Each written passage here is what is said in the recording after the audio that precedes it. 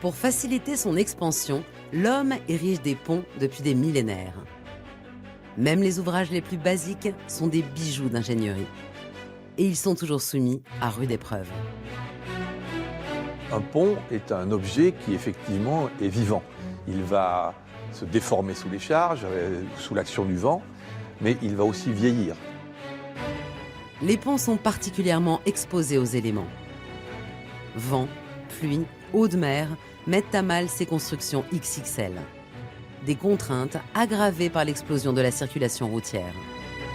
Ce qui se passe, c'est que les ouvrages qui n'étaient pas conçus pour de tels trafics ont tendance à se fatiguer. Une fissure, même microscopique, ou un point de rouille au mauvais endroit peuvent avoir de lourdes conséquences. En France, pour éviter le pire, les ponts sont soumis à des contrôles permanents et subissent régulièrement des réparations hors normes. Premier défi, soulever un pont avec des vérins géants pour changer des pièces usagées sous la chaussée sans gêner la circulation. On ne peut pas se permettre d'avoir de trafic au-dessus. Donc pour cette raison-là, on vérine de nuit et on a imposé des contraintes qui sont les plus courtes possibles, à savoir une demi-heure pour le vérinage. Les réparations mettent en jeu des techniques incroyables tout en limitant les risques. Détruire du béton avec de l'eau propulsée à grande vitesse, découper un câble tellement tendu qu'il risquerait de partir comme un fouet géant et causer de gros dégâts. Aujourd'hui, on a deux méthodes, c'est ou la méthode brutale, il faut lâcher le câble, ce qui revient à lâcher un élastique de 400 tonnes, ou de maîtriser la coupe et la détente. Les travaux s'effectuent tant sous la chaussée qu'au sommet de pylônes de plus de 300 mètres d'altitude. Des interventions de haute voltige pour les opérateurs qui doivent hisser des gaines géantes en plein ciel. Les spécialistes de la maintenance réalisent au quotidien des prouesses. Et grâce à des innovations qui rendent les ouvrages toujours plus faciles à inspecter et à réparer, ils espèrent demain pouvoir parer à toute catastrophe.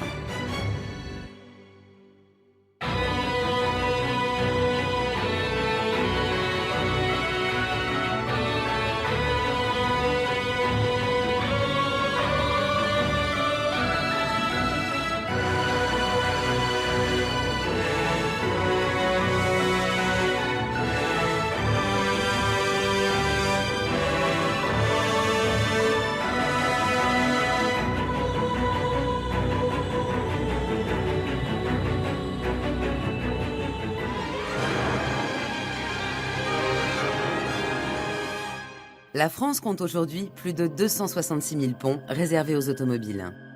Un patrimoine immense, symbole de l'excellence à la française. Sur les 164 plus grands ponts, 23 nécessitent des réparations. Et tous sont scrutés en permanence pour parer à la moindre défaillance. Certains ouvrages des années 50 ou 60 avaient déjà plus ou moins prévu des conditions d'entretien, mais ce n'était pas le cas général. Aujourd'hui, on s'attache beaucoup plus à l'entretien et on a des règles très strictes en ce qui concerne le maintenance et l'inspection. Un pont est composé de deux éléments. Un tablier qui constitue la voie de circulation et des renforts sous la chaussée à chaque extrémité.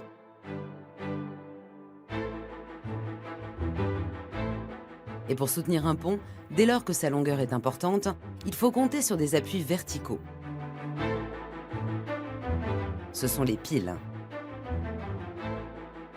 Tout est fait pour assurer la résistance de ces ouvrages, car ils sont sollicités en permanence. Le vent pousse les tabliers, le soleil et les embruns dans les estuaires mettent à mal les matériaux. Et c'est sans compter une très forte augmentation de la circulation. Le nombre de véhicules est passé de 6 à 40 millions depuis 1960. L'évolution du trafic telle qu'elle a été faite est tellement importante qu'elle n'a pas été prise en compte à ce niveau-là. Et les techniques de construction ont aussi beaucoup évolué. Et cet ensemble-là fait que les matériaux et les ouvrages qui étaient faits à l'époque se sont fatigués. Qu'il s'agisse de la météo ou de la circulation, le tablier du pont est soumis à des pressions permanentes. Pour résister, la seule solution, c'est de pouvoir bouger. Il faut qu'il ait cette souplesse, il ne faut pas qu'il soit justement trop monolithique, parce que le côté trop rigide fait qu'il deviendrait cassant. Or, on va travailler sur sa souplesse pour qu'il absorbe tous ses efforts. Comme un roseau pour ne pas rompre sous l'effet du vent, le pont doit pouvoir se déformer avant de reprendre sa forme initiale. Direction Millau et son viaduc, parmi les plus sensationnels ouvrages du monde. Long de près de 2,5 km et culminant à 343 mètres, ce viaduc est très impacté par le vent. Pour Thierry Vessade, le responsable des services techniques, lors de la construction de ce géant, rien n'a été laissé au hasard. Alors il faut savoir que le viaduc il a été construit et conçu pour résister à des vents de 400 km/h. Aujourd'hui, les vents max qu'on a eu en pointe, c'était de l'ordre de 125-127 km/h. Donc on a quand même énormément de marge. Le viaduc doit aussi supporter une circulation qui atteint 60 000 véhicules par jour. Pour l'encaisser, tous les grands ouvrages sont dotés d'appareils fonctionnant comme des articulations qui permettent au tablier de bouger sans endommager ses points d'accroche. Aux extrémités, à la jonction avec la terre ferme, se trouvent ce que les spécialistes appellent des joints de chaussée. Et là, nous sommes sous le joint. Donc le joint, c'est des poutres métalliques parallèles. Et en fonction de la dilatation du tablier, ça va se serrer ou s'écarter. Ça fait comme un accordéon, tout simplement. Ce type de joint laisse la possibilité au tablier de bouger d'1 mètre de chaque côté. De même, des appareils d'appui sont installés à la jonction entre les piles et le tablier. Généralement composé d'une couche de néoprène résistant mais flexible, il permet au pont de bouger verticalement et latéralement sans endommager les piles. Ces ingénieux systèmes sont présents sur la plupart des ouvrages. À Millau, 2 appareils sont installés sur chaque pile. Entre la pile et le tablier, on a un écart d'1,20 m. Et dans cet espace-là, on a un système de rotule qui permet en fait de faire glisser le tablier sur la pile, sur la tête de pile, pour que tout ça ce soit mouvant, que ce soit souple. Le viaduc de Millau compte 7 piles, dont 14 appareils d'appui en tout. Il n'en faut pas moins pour soutenir son tablier qui pèse 36 000 tonnes, plus de 3 fois la tour Eiffel. Chaque appareil d'appui supporte donc plus de 5 tonnes. L'enjeu de la maintenance est primordial pour protéger le tablier et les piles. Ces équipements doivent être surveillés en permanence et remplacés pour assurer une sécurité optimale des ouvrages et des usagers. Une opération particulièrement délicate, car pour la réaliser, les spécialistes n'ont d'autre choix que de soulever le tablier. Pour découvrir cette intervention à haut risque, direction le chantier d'un autre pont emblématique.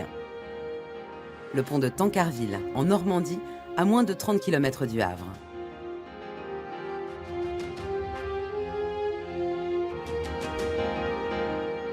Le pont de Tancarville, ça a été le premier ouvrage construit après la guerre pour désenclaver le territoire du Havre.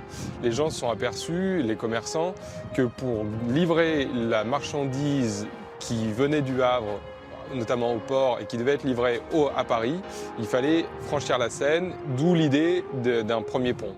Mis en service en 1959, le pont de Tancarville marque les esprits par ses dimensions hors normes.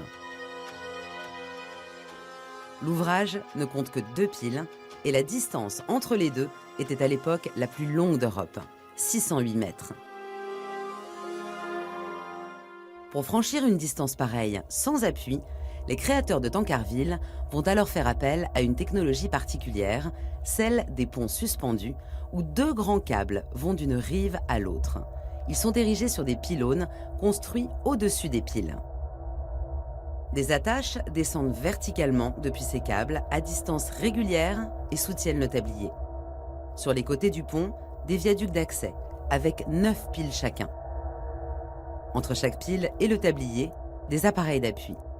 Ils sont composés de quelques dizaines de centimètres de béton armé, mais aussi de caoutchouc. Cette couche épaisse de 3 cm assure la flexibilité de l'ensemble. Dans le cadre de la maintenance, ces éléments doivent être remplacés. En gros, on change les appareils d'appui, c'est une pièce d'usure, hein, c'est un peu comme un amortisseur sur une voiture, c'est une pièce qui se change en général entre tous les 15-20 ans. Conséquence du temps qui passe, mais aussi d'une circulation qui atteint jusqu'à 30 000 véhicules par jour, dont de nombreux poids lourds, les caoutchoucs du pont de Tancarville sont usés. Ils ont aussi été mis à mal par les conditions naturelles.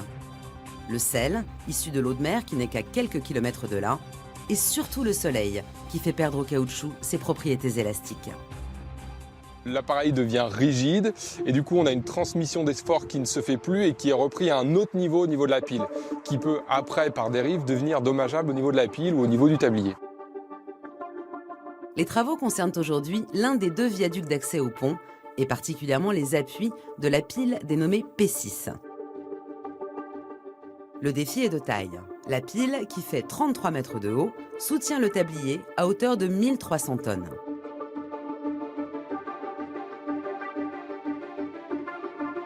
Xavier Muller, le conducteur de travaux, mène l'opération de remplacement.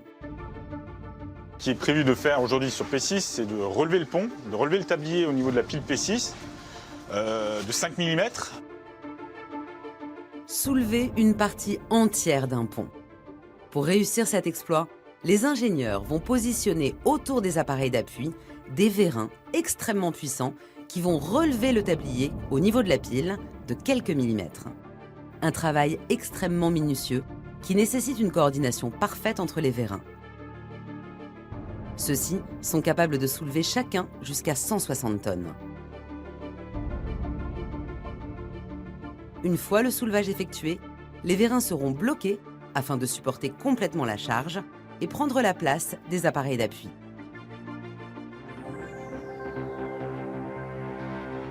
Cette opération est appelée vérinage. C'est la tâche la plus complexe du chantier. Un test est prévu quelques heures avant la véritable manœuvre. Ok, je vais commencer par envoyer sur la sortie 1. Le test se déroule dans les conditions réelles. Tout est dirigé depuis un centre de commandement au pied de la pile P6. 33 mètres plus haut, les vérins sont sous haute surveillance.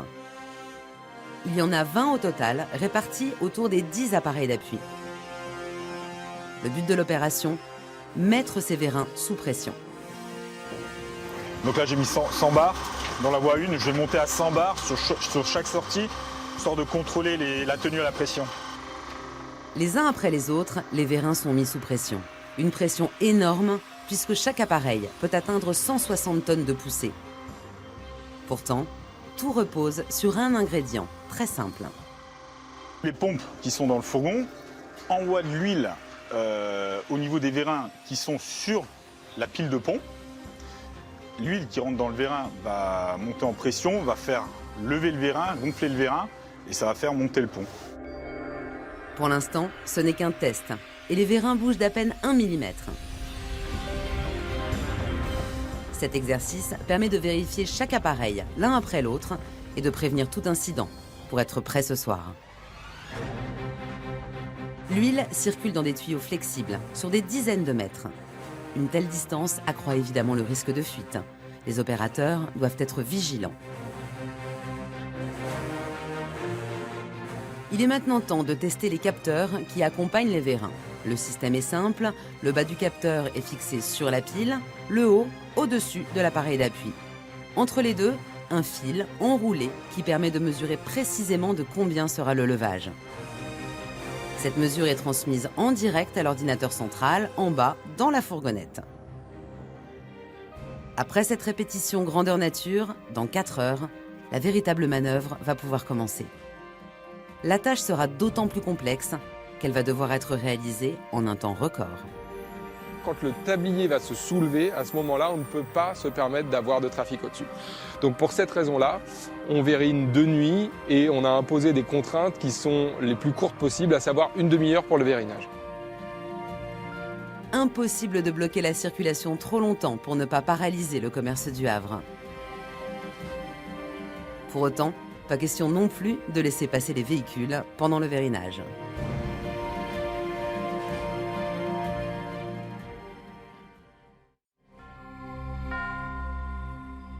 Sur le chantier, il est 22 h. La circulation vient d'être bloquée. Pour changer les équipements qui permettent au pont de Tancarville d'encaisser les mouvements dus au vent et à la circulation, les opérateurs doivent soulever le tablier avec des vérins. Une manœuvre à haut risque. Donc là, on a démarré le chrono maintenant. Reçu. Au PC, la tension est palpable. Tout est sous contrôle, mais il ne faut rien laisser passer. 4, 5 et 6, on est en pression. 1 et 3 aussi, j'attends ton top sur la 2. Comme lors du test de l'après-midi, les vérins sont mis en pression pour qu'ils soient prêts à soulever le pont de manière synchronisée. L'opération de vérinage peut maintenant commencer. Tu me dis dès que le 2 est en place. Le tablier ne va être soulevé que de quelques millimètres, mais tout doit se dérouler sans accroc. Ok, je vais lancer le vérinage là. Reçu. Ok.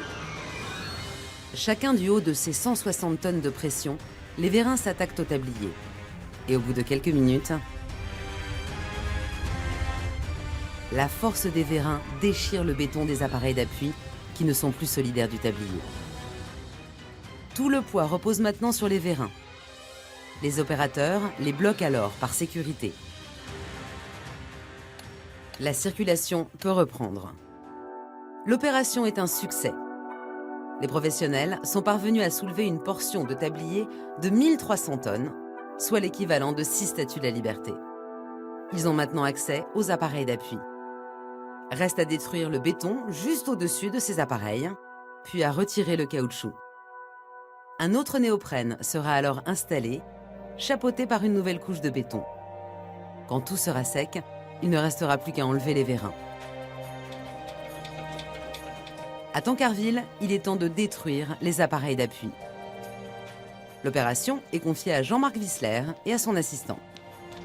Au baraquement, tu te branches, tu vas jusqu'au camion. Ouais. Et du camion, tu repars avec celle-là et tu viens jusqu'ici. Au-dessus des feuilles de caoutchouc se trouve une couche de béton armé extrêmement solide. L'enjeu est de la détruire sans mettre en danger l'ouvrage. Si vous tapez par exemple avec un outillage pneumatique, un marteau-piqueur, vous aurez des vibrations. Vous risquez de déformer les armatures existantes. Et même si la zone dégagée semble propre, les vibrations auront peut-être créé des micro-fissures au-delà, ce qui engendrerait d'autres désordres.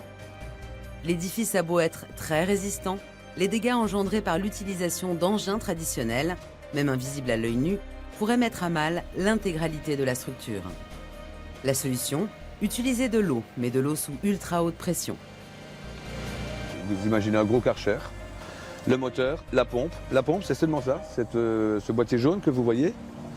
Et donc, lui va envoyer l'eau sous pression donc jusqu'à l'opérateur.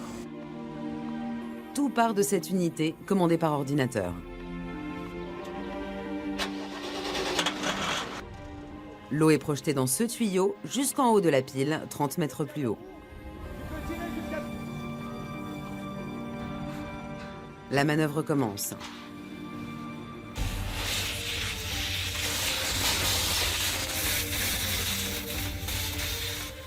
En quelques instants, le béton disparaît sous l'effet de l'eau pressurisée à 3000 bars.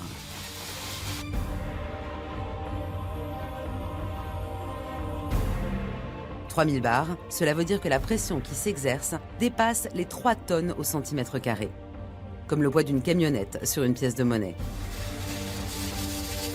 Et pour réussir à obtenir une telle pression, le système est ingénieux. Le moteur et la pompe propulsent l'eau dans un tuyau qui, à l'intérieur, ne fait que 0,8 mm de diamètre. Résultat, forcé d'emprunter ce minuscule passage, la puissance de l'eau et sa vitesse sont démultipliées. Vous allez avoir un jet d'eau qui sort à 900 mètres secondes. 900 mètres secondes, c'est plus de 3200 km à l'heure, plus de 2 fois la vitesse du son.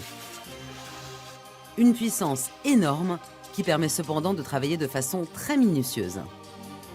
J'ai toujours au sommet les chirurgiens du béton. Voilà, c'est de la chirurgie.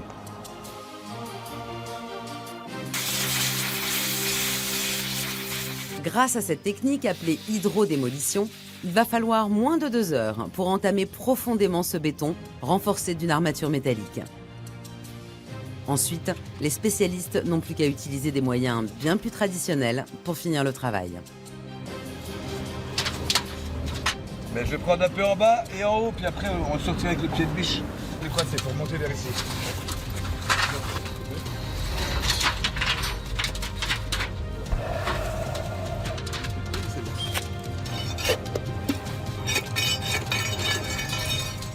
Le caoutchouc peut être retiré et pour finir le chantier, de nouveaux appareils d'appui bien plus volumineux sont installés. Le néoprène fait 15 cm d'épaisseur contre 3 précédemment et il pèse 60 kg. Il assure ainsi une meilleure mobilité au tablier et lui permet d'encaisser les nombreuses agressions extérieures. La mise en place du caoutchouc est minutieuse. Ensuite, les opérateurs n'auront plus qu'à couler une nouvelle couche de béton. Vérinage, hydrodémolition, puis apposition de nouveaux caoutchoucs, des techniques de pointe au service de la maintenance. Le chantier de Tancarville va durer 6 mois pour remplacer 80 équipements. Une tâche colossale, mais indispensable pour garantir la solidité et la souplesse de l'ouvrage. Si jamais on avait un tablier qui était connecté rigidement sur ses piles, sur la totalité de ses piles, eh bien ça poserait problème soit au tablier qui n'arriverait pas à vivre, soit aux piles qui, elles, au bout d'un moment, résisteraient pas au déplacement du tablier lorsque celui-ci est très grand. Si les appareils d'appui, qui sont situés juste sous le tablier, sont indispensables pour lui permettre de bouger tout en conservant l'intégrité des piles, ce n'est pas suffisant pour préserver au mieux l'ouvrage. Car la manière dont réagit un pont est aussi liée aux matériaux qui le composent. Alors que la pierre, puis la brique, ont régné sur les ouvrages pendant des millénaires, aujourd'hui, 70% des ponts sont composés de béton et d'acier. Un bouleversement qui date de 1945. On est au sortir de la guerre, il faut aller vite. Alors le béton et l'acier sont des matériaux que l'on utilise très facilement et très rapidement. Ils permettent un système constructif très rapide et performant. Ils ont une certaine bonne durabilité dès le départ. Et ce qui est intéressant avec ces matériaux en plus, c'est que globalement, ils sont moins chers que les produits qu'on utilisait précédemment. Le béton et l'acier se répandent à vitesse grand V jusqu'à remplacer totalement les matériaux plus traditionnels. Et s'ils sont associés, c'est qu'ils ont des propriétés différentes, mais complémentaires. Le béton étant le composant principal de la plupart des ponts. On prend des matériaux qui sont issus de la roche pour en faire une nouvelle roche, en gros. Donc on prend des granulats, des gravés, on prend du sable, comme sur la plage, on prend du ciment qui va être le liant, de l'eau, et vous avez du béton. Le béton supporte très bien la compression, c'est-à-dire quand on l'écrase. Cela permet aux piles de porter des poids énormes. Mais il réagit très mal à la flexion, quand on le tord.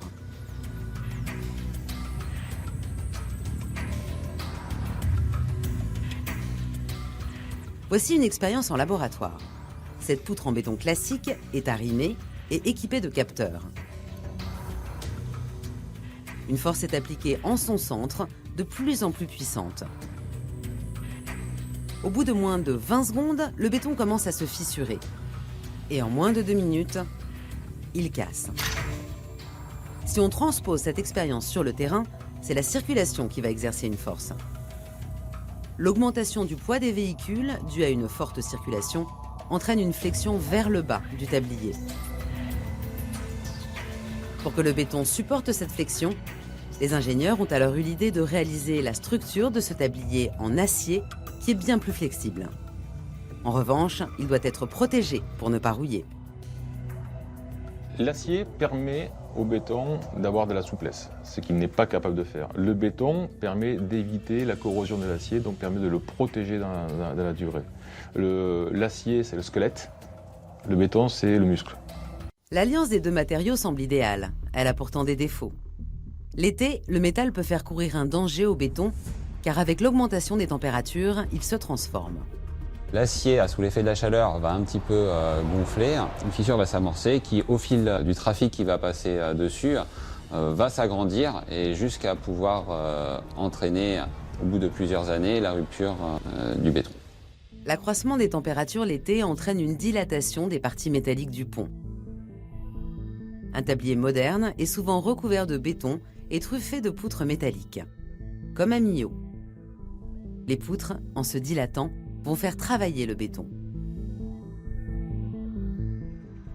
De même, ce béton est la plupart du temps armé. Il est renforcé de l'intérieur par une armature en métal. Mais pour que cette alliance fonctionne, encore faut-il que l'acier garde ses propriétés.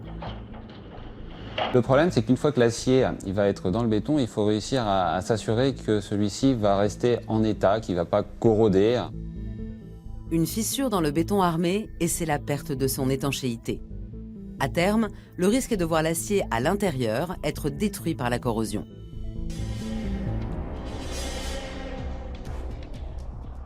Pour éviter que le béton ne cède ou ne se fissure sous l'effet de la flexion ou de la dilatation, l'ingénieur Eugène Fraissinet a eu une idée révolutionnaire en 1908.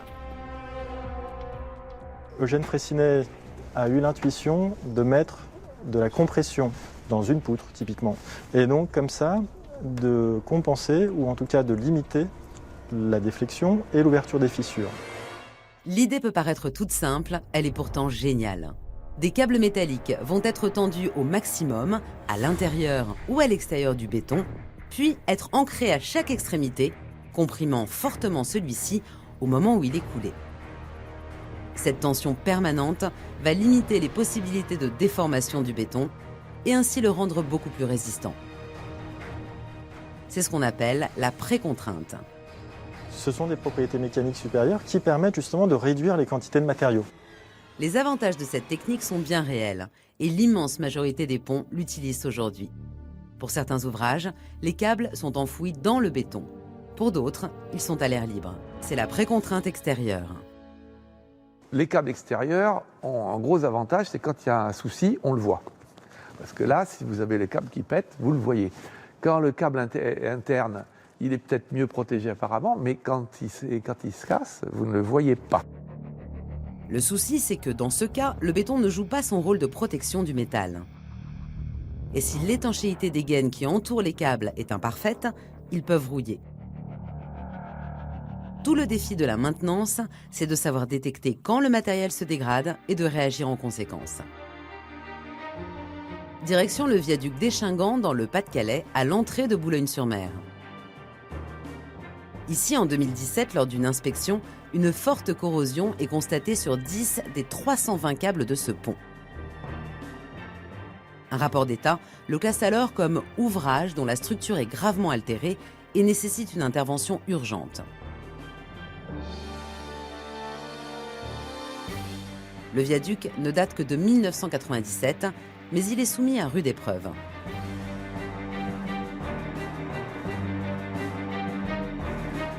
C'est une section indispensable de l'autoroute A16 qui relie la région parisienne à la Belgique. Il n'est qu'à quelques kilomètres de la mer et le vent, chargé de sel, est omniprésent. L'enjeu de cette opération de maintenance est de taille. Il faut remplacer les câbles corrodés. Chacun d'eux fait 80 mètres de long et étendu à 400 tonnes. Comme si une centaine d'éléphants tiraient dessus en permanence. Le chantier va se dérouler de nuit. La circulation doit être interrompue pour limiter les risques, tant pour les opérateurs que pour les infrastructures. Aujourd'hui, on a deux méthodes. C'est ou la méthode brutale, et il faut lâcher le câble, ce qui revient à lâcher un élastique de 400 tonnes, ou de maîtriser la coupe et la détente. Les spécialistes ont dû rivaliser d'ingéniosité pour inventer un système permettant de découper les câbles et de les détendre peu à peu. Ce système est appelé détente par mordache. Les mordaches, ce sont ces parties métalliques bleues. Elles vont jouer le rôle d'énormes mâchoires d'acier. Le mordache sert à pincer le câble pour pouvoir le reprendre son effort et pouvoir le détendre. Les mordaches vont être placées de part et d'autre de l'endroit de la découpe prévu sur le câble. Elles vont être serrées sur ce dernier, en laissant au milieu un espace de quelques dizaines de centimètres. Elles sont reliées entre elles par 4 barres métalliques dont l'extrémité est bloquée par un énorme écrou. Les mordaches sont potentiellement mobiles sur les barres métalliques, mais pour l'heure, elles sont serrées sur le câble et bloquées par des vérins placés entre les mordaches et les écrous. La technique est alors la suivante. D'abord, le câble de précontrainte est découpé. Une fois que c'est fait, on pourra récupérer l'effort et donc maintenir l'effort, le temps de le détendre gentiment.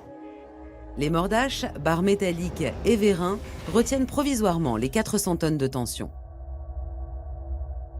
Il est 21h à Échingan et la circulation vient d'être interrompue. L'équipe a jusqu'au lendemain matin, 6h, pour mener à bien l'opération et tout doit être orchestré au millimètre, tant la manœuvre peut être dangereuse.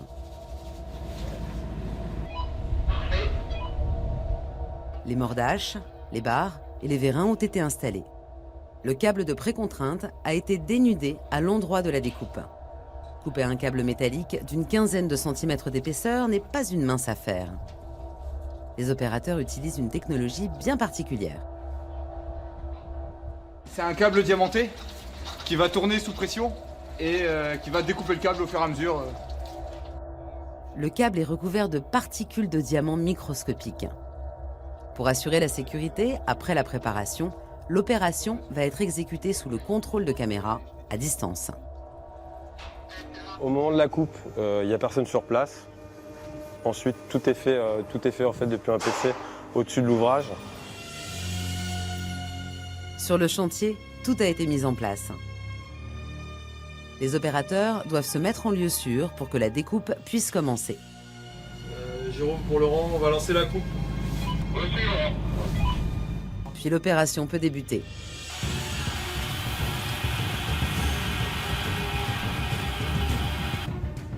La manœuvre est dirigée à distance par un spécialiste qui contrôle la vitesse du câble de découpe en permanence afin d'éviter la surchauffe.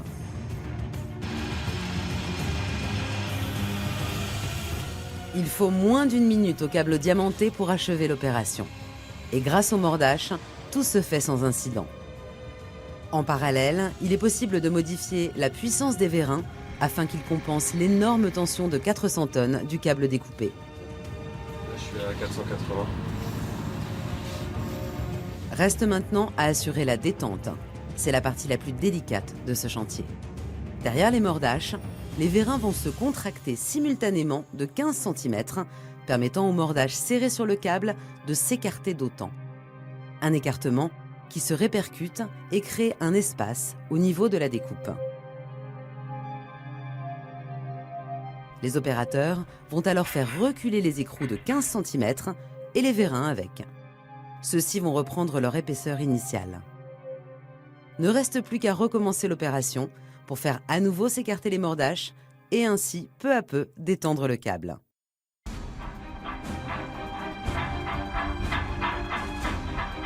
Le chantier d'Échingan est une parfaite illustration des défis modernes de maintenance et des technologies mises au point pour les relever. Une tâche extrêmement ardue et qui peut être encore plus spectaculaire quand il s'agit de remplacer des haubans.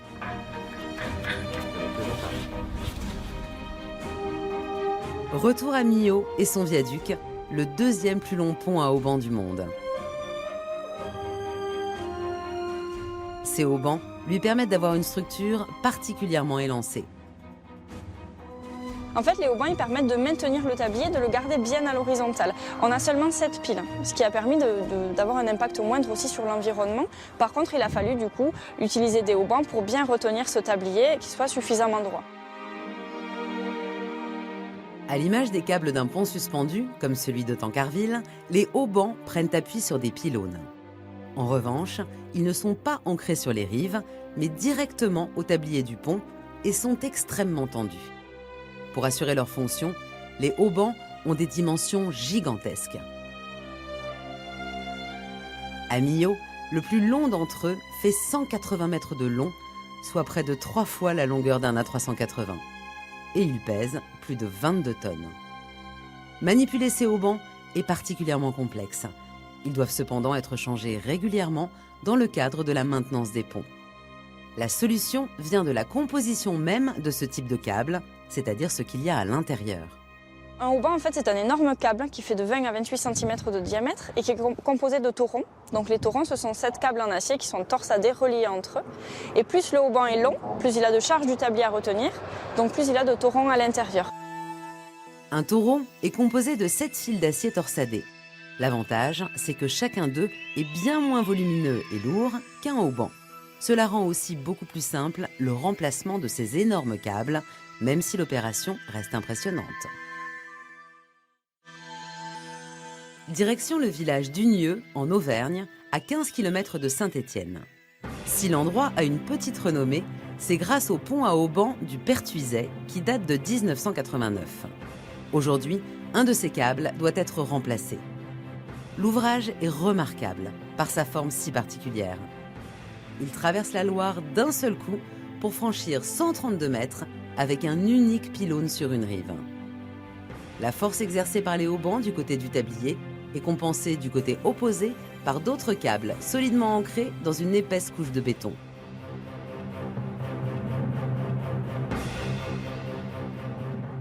Problème, 25 ans après la construction du pont, un défaut a été constaté au niveau du tablier. Lors d'une inspection en 2014-2015, on constate une déformation au niveau de la travée centrale du tablier, un abaissement de 10 cm. Le poids engendré par la circulation, mais aussi la dilatation des parties métalliques du tablier quand il fait chaud, peuvent pousser un pont à ployer. Avec à terme, le risque de voir le béton se rompre. Les spécialistes, appelés au chevet de l'édifice, ont alors préconisé 2 traitements. D'abord, des nouveaux câbles de précontrainte doivent être installés sous le tablier. Ensuite, il est décidé de remplacer les haubans. Aujourd'hui, le hauban concerné est le plus imposant. Il mesure 137 mètres, plus long qu'un terrain de foot.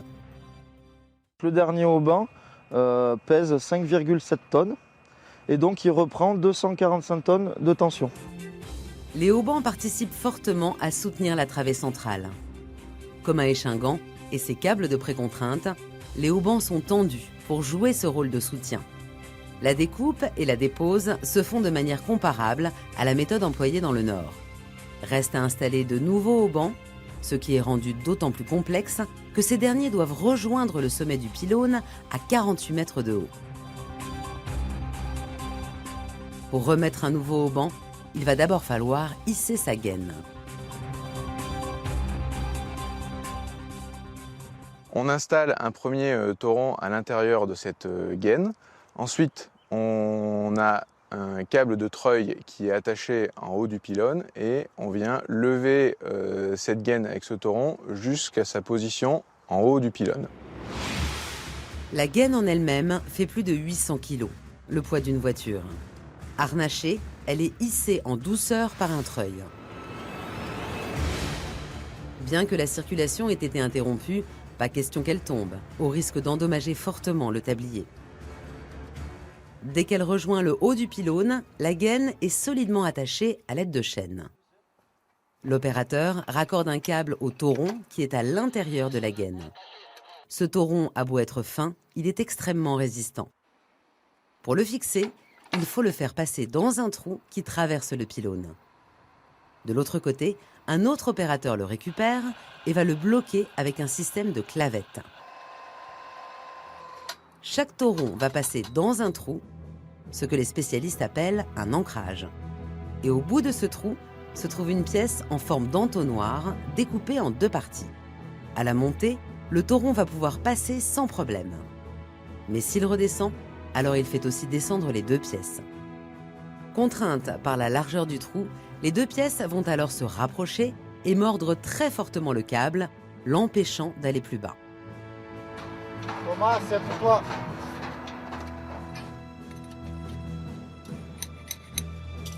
Le premier toron du hauban est fixé en haut du pylône. Il va maintenant falloir le tendre. C'est en bas, au niveau du tablier, que l'action va se dérouler. D'abord, les opérateurs rapprochent la gaine du système de blocage des torons, c'est-à-dire de son ancrage. On approche la gaine au plus près de l'ancrage bas, on installe le toron à l'intérieur de l'ancrage et on vient avec un vérin le tendre. Et ainsi, à ce moment-là, on voit la gaine se lever dans une position qui est proche de sa position finale. Le tauron est attaché à un câble pour être tiré à travers l'ancrage situé sur le tablier du pont. Un mètre plus bas, sous ce même tablier, un opérateur le récupère. Puis, il va le tendre peu à peu en utilisant un vérin portable spécialement conçu pour ce genre de câble. Et avec lui, c'est toute la gaine qui se tend.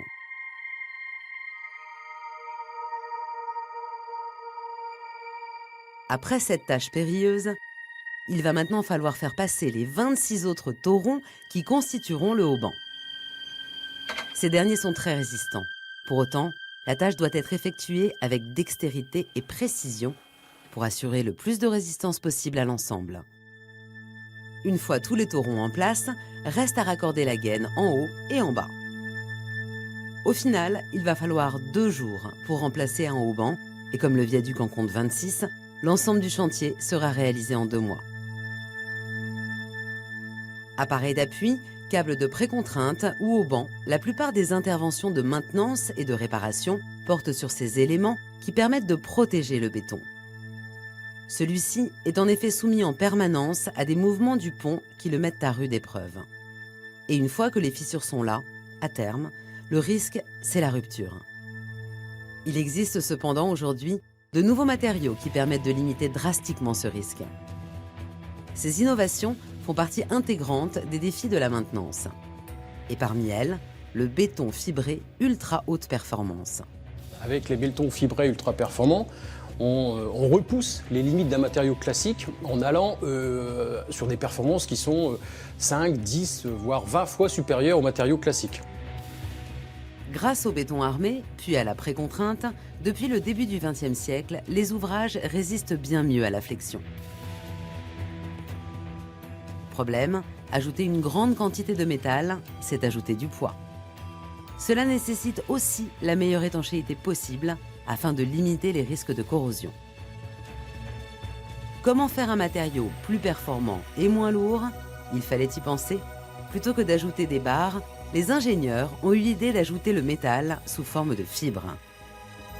On a un matériau qui se comporte un peu, je dis bien un peu, comme de l'acier. Il a cette ductilité, la ductilité, cette capacité à se déformer sous la charge, que n'a pas obligatoirement un béton armé.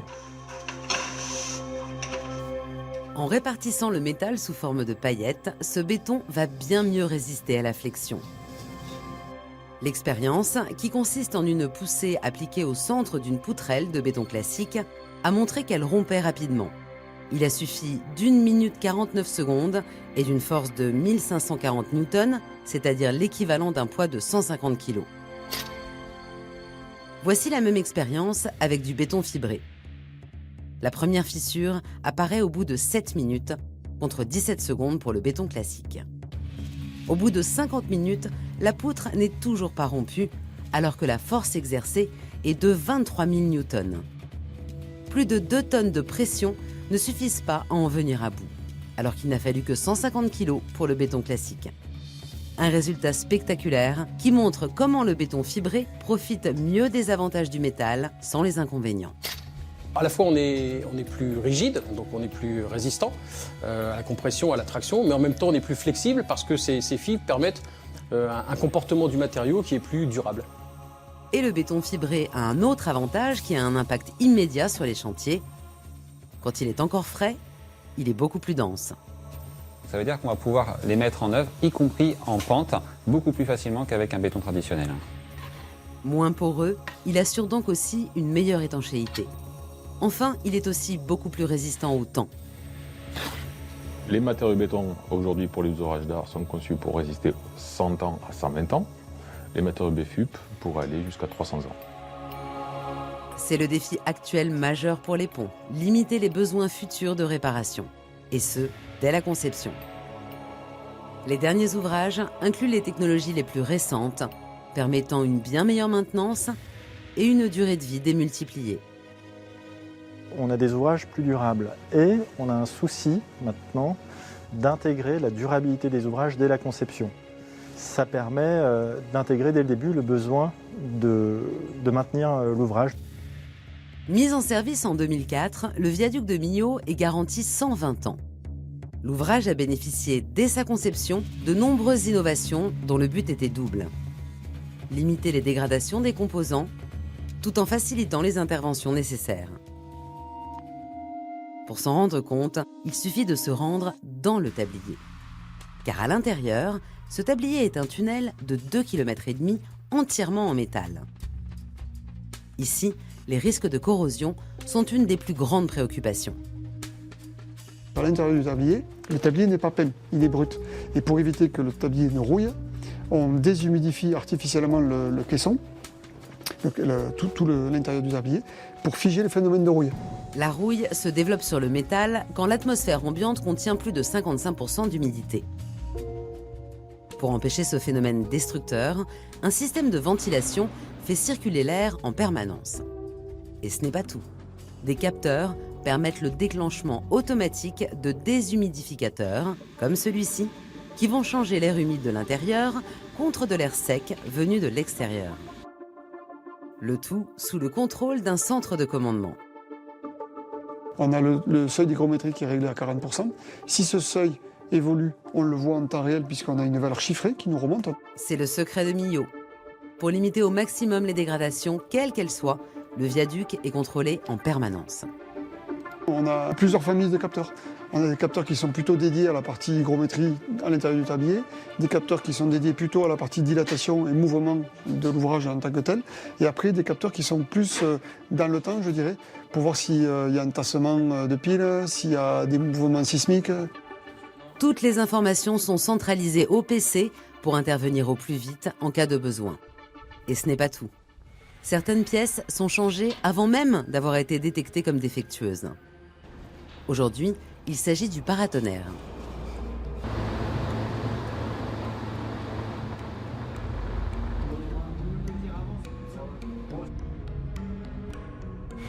Si changer cet équipement n'a rien de compliqué en soi, ici, il faut le faire avec la démesure. Depuis le tablier, les opérateurs doivent grimper plus de 200 barreaux d'échelle pour travailler sur une plateforme de 2 mètres carrés. Le paratonnerre est situé au sommet de la plus haute pile du viaduc, qui est aussi la plus haute pile du monde. Elle culmine à 343 mètres au-dessus du Tarn, 19 mètres de plus que la Tour Eiffel.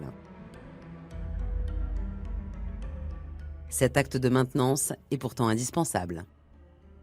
Il faut des paratonnerres sur un viaduc parce qu'il est régulièrement soumis à des impacts de foudre. Pour protéger tous les équipements qu'il peut y avoir à l'intérieur du viaduc, pour la sécurité des automobilistes. Le rôle du paratonnerre est donc essentiel. Surveillance permanente et entretien au quotidien ne suffisent cependant pas à rendre optimale la maintenance d'un pont.